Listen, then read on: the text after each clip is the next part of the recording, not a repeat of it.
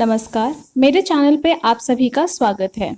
आज के इस वीडियो में मैं आपके साथ शेयर करूंगी कुछ महत्वपूर्ण जानकारी। जैसा कि हम सभी जानते हैं कि सावन का महीना शुरू हो चुका है। सावन का महीना हिंदू धर्म के लिए बहुत ज्यादा महत्वपूर्ण है। 25 जुलाई 2021 से शुरू हो चुके इस महीने का स्वागत सब उपवास रखकर करते हैं।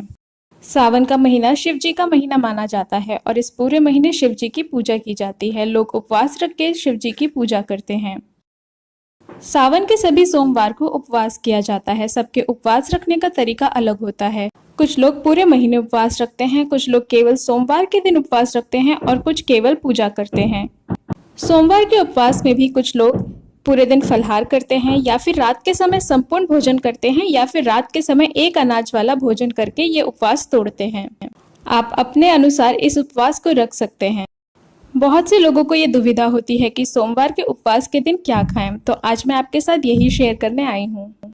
पूजा पाठ के बाद सावन के व्रत में अपने दिन की शुरुआत हेल्दी ड्रिंक के साथ करें, जैसे कि फलों का ताज़ा जूस या फिर नींबू पानी, जिसे बनाना बहुत ही आसान है। जब हम सब उपवास रखते हैं तो हम उपवास के तुरंत बाद चाय पीते हैं, जो कि गलत है।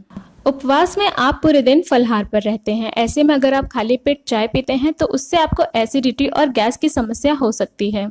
आप चाय पिए, लेकिन पहले कुछ फलाहार करने के बाद।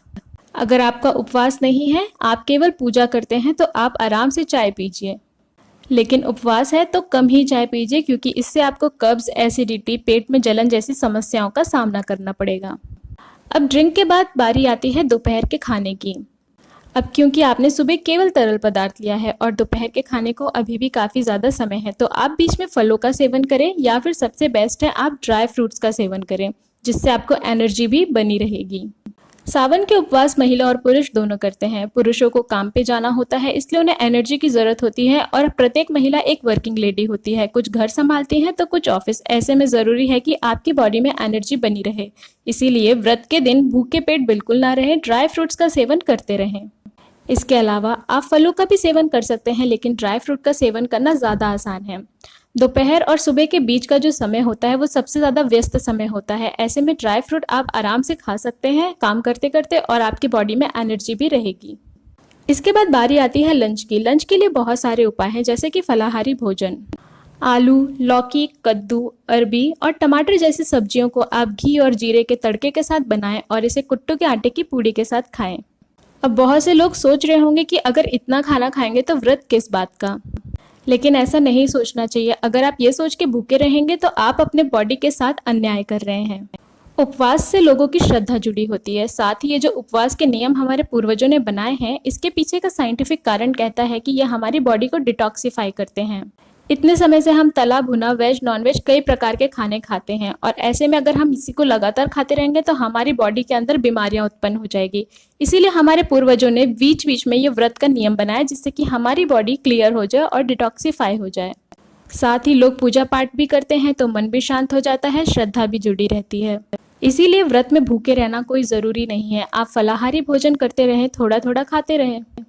लंच के बाद वाले समय में आप फल खा सकते हैं। शाम के समय आप चाय पी सकते हैं। हर प्रकार का फल का सेवन आप इस व्रत में आराम से बेझिझक कर सकते हैं।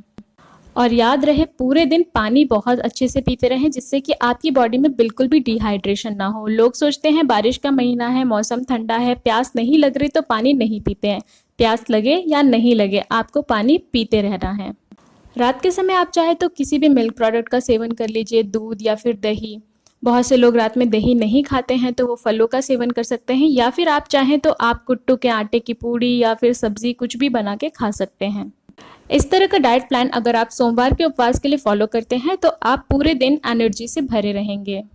अगर उपवास के समय आप ज़बरदस्ती भूखे रह के उपवास रखते हैं, आपके अंदर चिड़चिड़ापन आएगा, आप लोगों पे अपना गुस्सा उतारेंगे, तो फिर ऐसे व्रत का क्या फ़ायदा जिसमें कि आप लोगों को दुख पहुंचाएं। तो इससे अच्छा है फलाहारी भोजन करते रहें। तो ये तो बात हो गई कि हमें व्रत में क्या खाना चाहिए। तो अब मैं आपको बताती हूँ कि इस व्रत में हमें किन चीज़ों को अवॉइड करना चाहिए। सावन के पूरे महीने नॉनवेज का सेवन बिल्कुल भी नहीं करना चाहिए। इसके पीछे दो कारण हैं। पहला तो ये, इस महीने हमें भगवान की भक्ति करनी है, तो भगवान की भक्ति के लिए नॉनवेज का त्याग तो करना ही पड़ता है।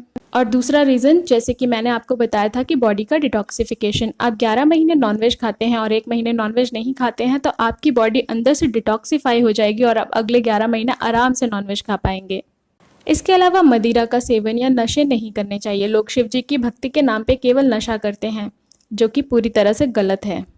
बस इतनी सी ही बातों का आपको ध्यान रखना है। इसके अलावा व्रत में क्या खाना चाहिए, क्या नहीं खाना चाहिए, इस पर 2 वीडियो मैंने पहले से ही बनाया है, जिसका कि लिंक मैं आपको डिस्क्रिप्शन बॉक्स में दे दूंगी।